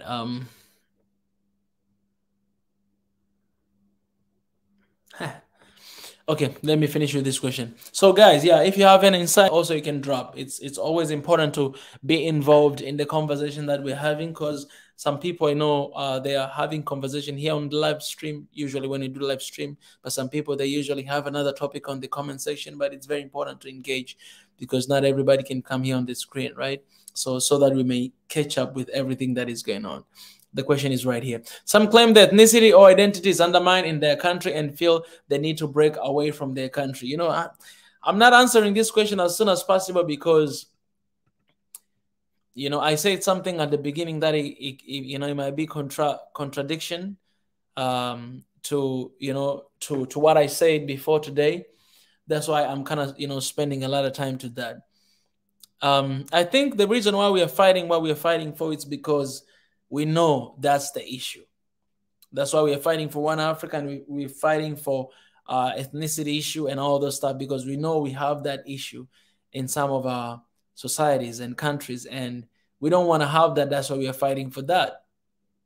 And also we're fighting for One Africa so that people may be maybe able to like willingly to live freely from one country to another country, whether they want to reallocate in Africa to do their businesses. It should be easy for you to move from where you are to my country because it's Africa, because it's your place, of course, legally, right? And you'll have a home here, you'll be accepted here, you will be able to do your business as long as you have ability to do it, right? Opportunity for all, right? We see that a lot, from, America, right? As long as you have talent, you have that, you can succeed there, right? So we wish that is something that can happen in Africa as well. That's why we are fighting for One Africa, because once we have that, that means, we are able to continue to live like that with everybody, right? And we are able, to solve these issues. But what if you're not going to be able to solve the issue of being undermined in a certain country? Because that is something that it can happen in 20, 30, or 40 years. But if it's not happening right now, what are we going to do? If it's not happening at this moment, what are we going to do? That's what I'm trying to think. Then it should be able for you to move from one country to go to another country, because I'm not going to tell you to sit in the place whereby, you feel like threatened, you feel like you're dying because of your identity, because of who you are. I'm not going to tell you to do that, because I don't want you to die. I want you to survive, right? So it should be, but then it's the issue of Africa right now. People might live in one country to go to another place, but then not really accepted in another place, all right? That's the issue. If there's an issue in your country and you want to move away to go to another country in the continent of Africa, the other country should embrace you with everything they got, because you didn't want to move, but you just happened to move because of everything that has happened, and that is understandable. Yeah.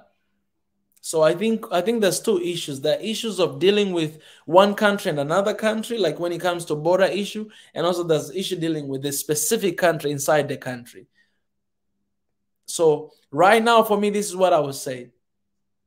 I would say it's important to deal with, because your question really opened my eyes. It's important to deal with Africa border issue. It's important to deal with visa issue, with the restriction that we have from one country to another country, because some internal issues might take longer than we expect, unless if you have very strong leadership that can actually help and support for people to actually, to do something, like to change, right? It might take a long time.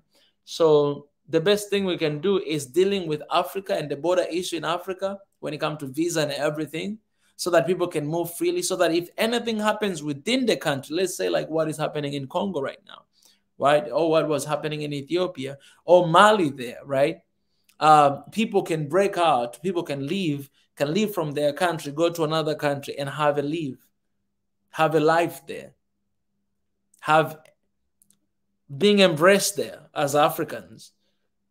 And issues of the inside, that's something that inside they have to deal with. But I believe once we deal with the, with the unity of Africa, then there's a high possibility for that to influence each country's, personally within the country as well. Because the goal of Africa is to be united, to be able to operate together, to be able to do business, to be able to work together.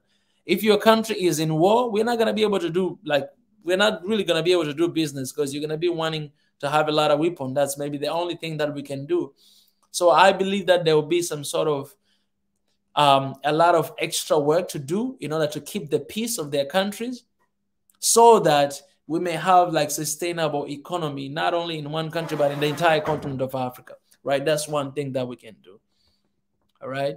That's one thing that we can do. And that's just my idea. Some people might have a different opinion. Like, let's start with specific countries. I'm okay with that, because dealing with the unit of Africa, it doesn't mean that you don't need to deal with your country. Africa in general can deal with it at the same time we're dealing with our countries as well in general. So it's definitely, one Africa in that sense, because one Africa, when we say one Africa, we mean like the countries, 54, 55 countries becoming one. So in that case, it can be easier than we think. Than we think it's really hard, but it can be easy if we all agree to do that. The hard thing is for everybody to agree to that. That's the hardest part. And that's what we're trying to fight for, right? But having that, it's easier. But this question he asked, it's very like country-based question. So for that,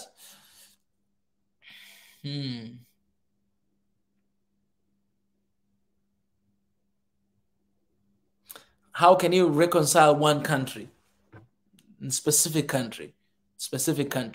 And for that, I always say that people have power to change anything. If people are tired, they can stop. You know, there's a time you fight, and then you get tired. You say, okay, guys, let's stop a little bit. Let's take a break. Let's go to find food, eat, and then we're gonna come back, continue to fight in the battleground, right? Things like that happen. If things like that can happen, then why don't we say, okay, like guys, stop. We are tired of fighting with one another. Let's just forget about this. Let's become one. And that it depends on the, how strong leaders are standing against that, are speaking about it, and how willing people are to stop and to move forward. So that's what I can say. Unity is power. Let us live it. Yes. Man, I'm already tired. Imagine. It's 1 hour and 40 minutes. I didn't have dinner today. Okay, and I believe I said that I'm gonna teach you guys Swahili all the time these days when I have live stream.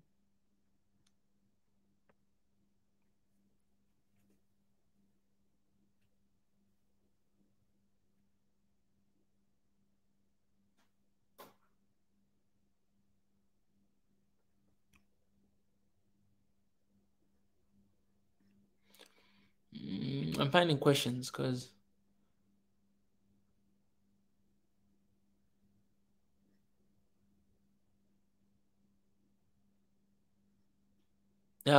Bukhari Abdirahman, he says, brother, we need to tell other African brothers and sisters that the Arab League is not an ethnic group.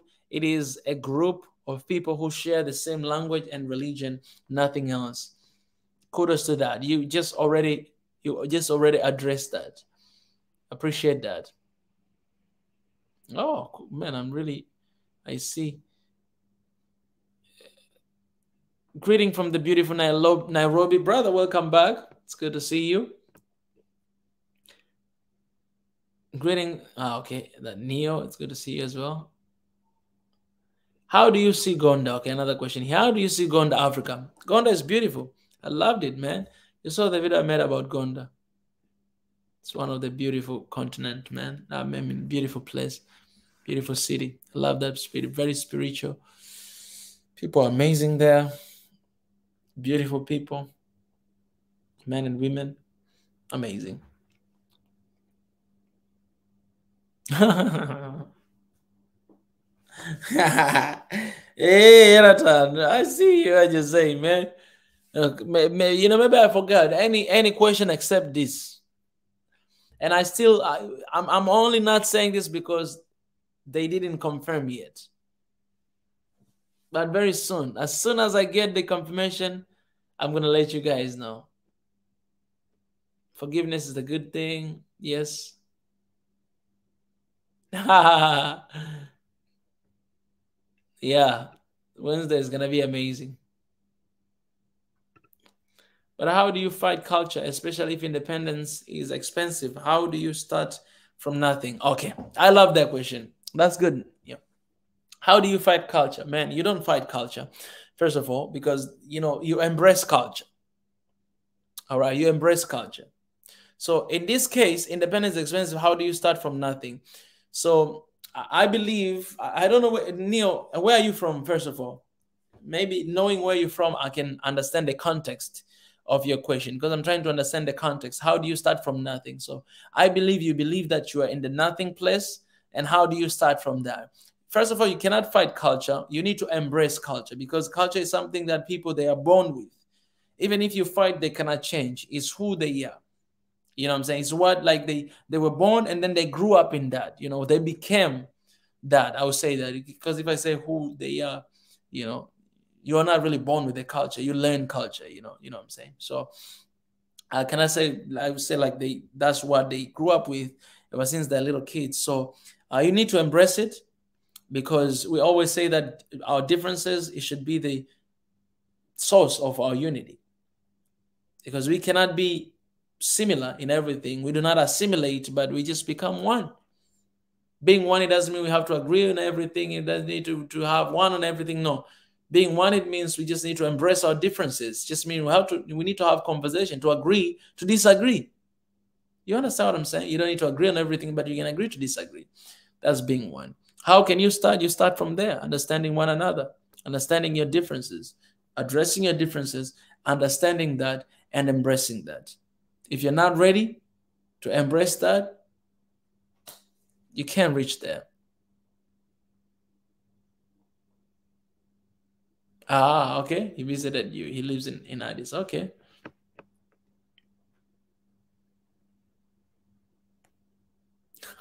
Oh, well, guess it's better to be like everybody and just keep my mouth shut. Why do you do that?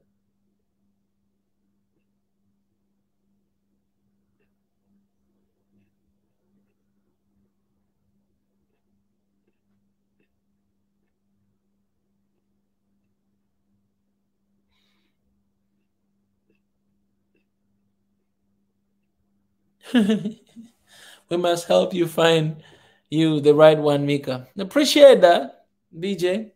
I would love that. You know, God feeling, very beautiful, Mama Africa. You know what I'm saying? All right.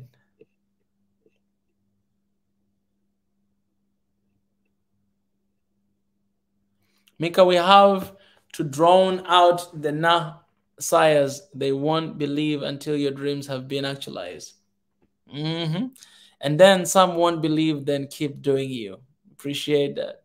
Come on, some positive right there. If you build it, they will come. Most of the time, that's how it is. They always come after you build it. Keep it, brother. No beginning is easy. Oh, yeah.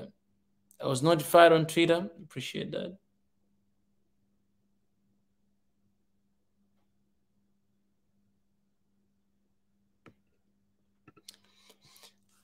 Hi, my brother. How are you doing? Actually, I am not politician, but the way how you doing for Africa, I'm wondering you and keep doing to become one Africa. Okay, so I'm trying to understand. So I'm not a politician, but the way you're doing for Africa, I'm wondering you keep in. So I think you're wondering.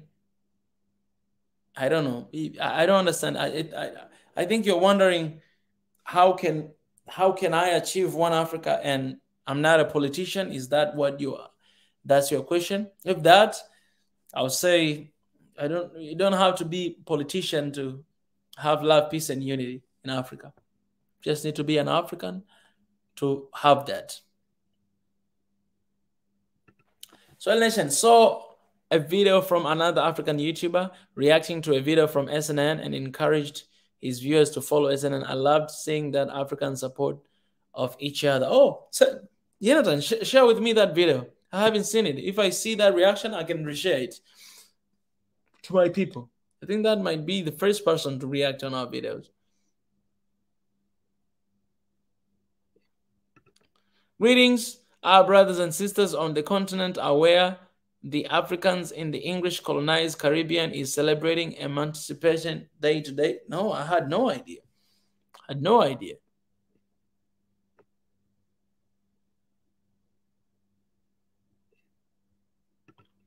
My advice is our enemies got to test of United Africa when we come out from coast to coast no more. It's important we stay connected when they think they can attack us. We are United Africa. Oh, yeah. Oh, yeah, BJ. We must contribute. Oh, yeah. Let me see. Maybe someone already donated here. Oh, yeah. Actually, someone donated here. Someone donated €5. Appreciate for the €5 from African Human. You, African Human, appreciate. Thank you for the €5 right here. And I will send the thank you note right now. Appreciate. Somebody just donated here €5. Let me show you. Somebody called African Human. Thank you so much. Thank you so very much. That means a lot, you know. I spoke on top of my voice, and now my voice is running out. So this means a lot to see this, you know what I'm saying? This means a lot. African Human, thank you very much. I think I know who you are. I love you. I love you. I just want to say that I love you because I know you're watching and you're listening. I love you so much. Well, 17 hours ago. Who donated 17 hours ago? Let's say thank you. Lords. Yes, someone also donated 17 hours ago. Okay. Love you so much. Appreciate for that, African Human. Breaking away is not a solution. We are all different. If we decide to break away from each other, humanity and the collective identity is missed out. Yes, I really hope everybody hear this message and actually don't run away or do anything else. My answer to Sadek is that you need to keep reminding the people what are the roots of their grievances. When did it start? Is it legitimate? And why does it keep going on? Look in the mirror first. You lose your ethnicity, you will eventually lose your identity. Oh, yeah. So they can start with loving yourself and try neighbor who is your own cousin, distant cousin, and most of all, your human family who is benefiting from the division. Call them out, even if it's family. The problem they don't realize is that exactly what the European colonizers did to Africa. When you are small, you're dependent on them. They can loot your resources as you become dependent to them.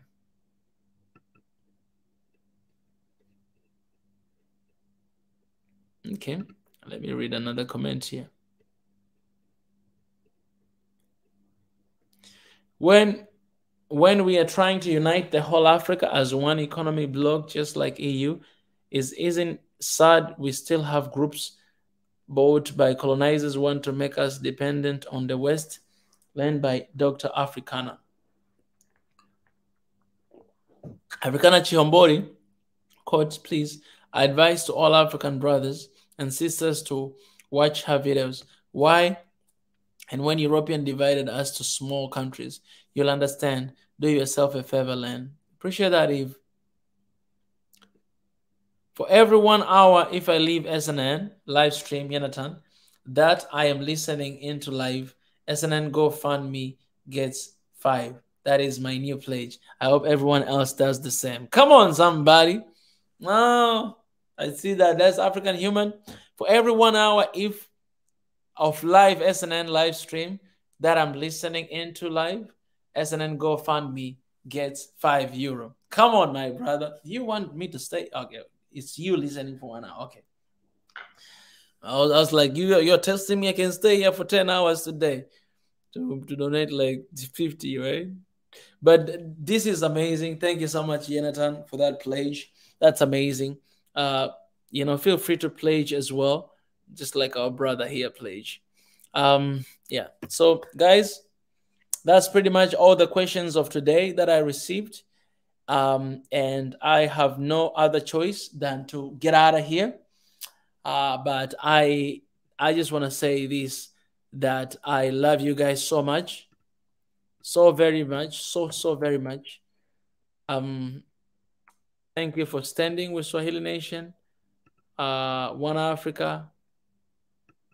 Thank you for constantly, being there, physically, mentally, financially, spiritually, economically, because I do believe that you guys are praying for me. I do believe you guys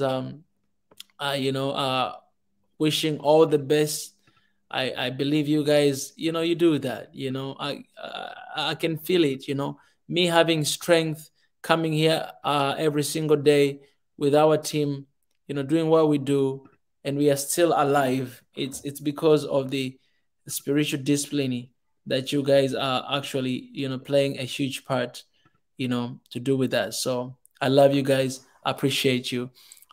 This is the page. Donate if you can. Pledge like Yanatan if you can. But all is well. I'll pray and then I'll leave you guys with one video here of the trailer for the Wednesday show. I will be back here on Wednesday, but tomorrow, Tuesday at 9 p.m., we're going to be having Mr. Paul. Mr. Paul, he will be here for Swahili session at 9 p.m. And as well as Tanzan. Tanzan, she's changing her time, guys. Tanzan, she's changing her time. And she's going to be here. Let me see the time again. Tanzan, she's going to be here. Tanzan, she's going to be here.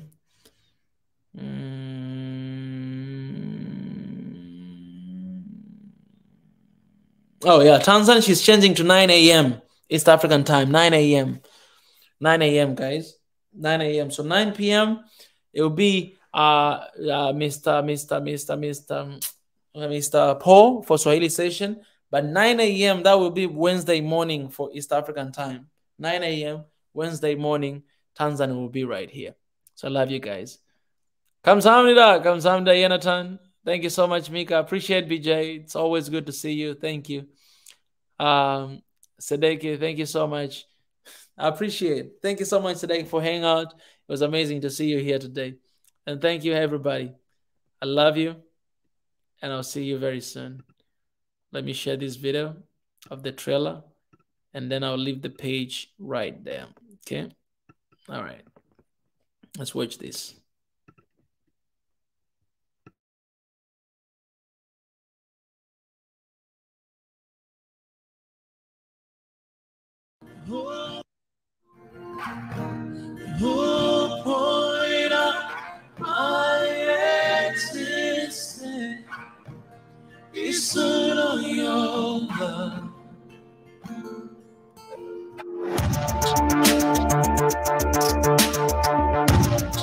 Hey, Madiba, have you ever regretted your decision to let the whites stay in power?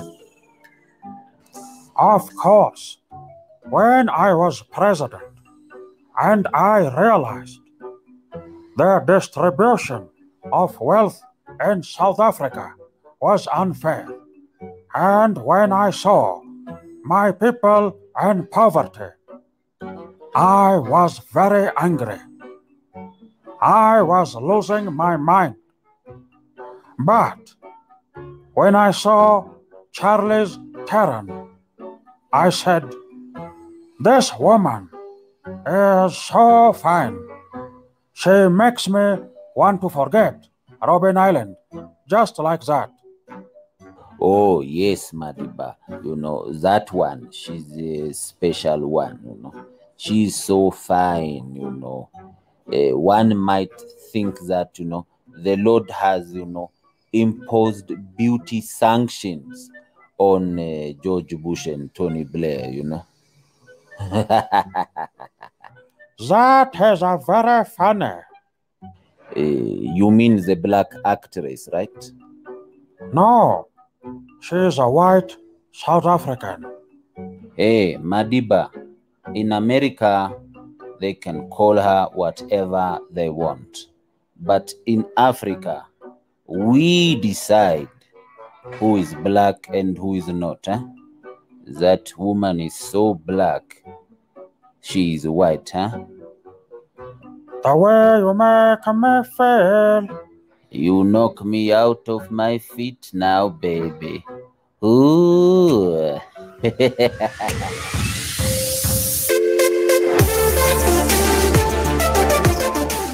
So, we'll be doing on the right song, that song. It's called decolonize. When somebody says decolonize, it means I'm rejoicing in the Lord. Who's rejoicing in the Lord right here?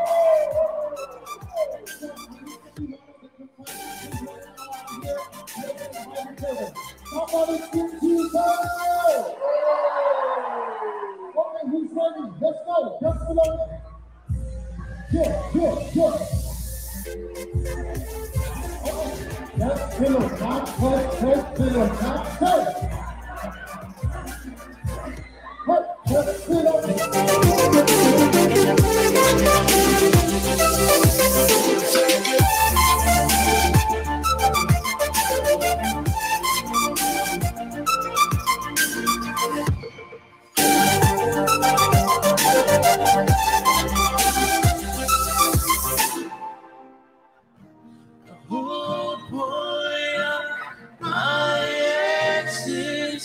your love.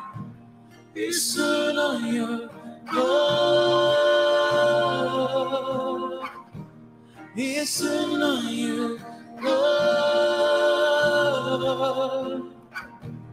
It's on your love. The cool of the day with you.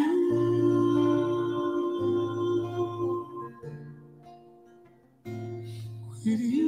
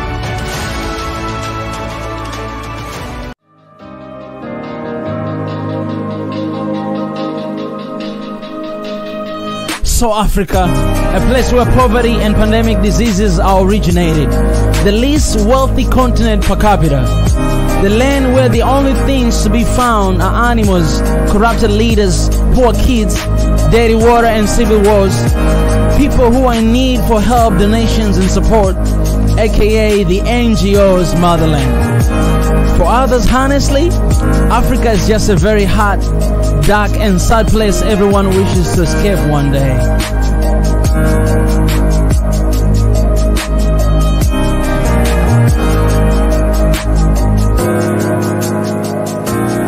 Well, whether you're an African or not, this thinking isn't new to you, because you have read, heard or felt the same way before.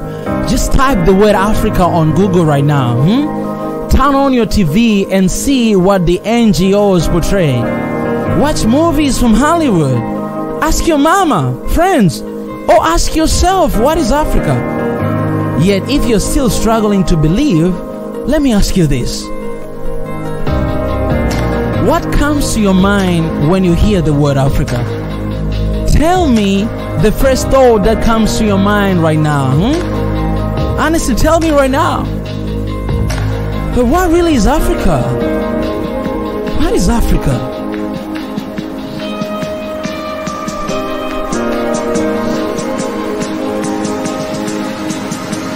Listen, there are many theories about the name, but one that is close to the truth is Al-Kebulan. This name translates to Mother of Mankind, or according to other sources, the Garden of Eden, the place where love, peace and unity dwells.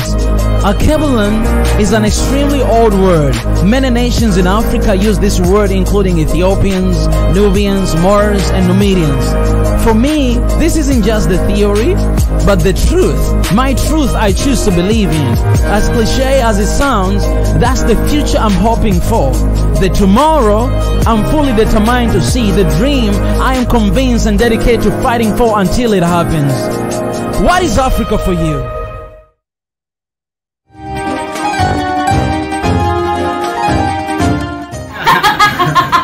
Asali, Ajibi. Asali, Ajibi. I should call myself Mika too.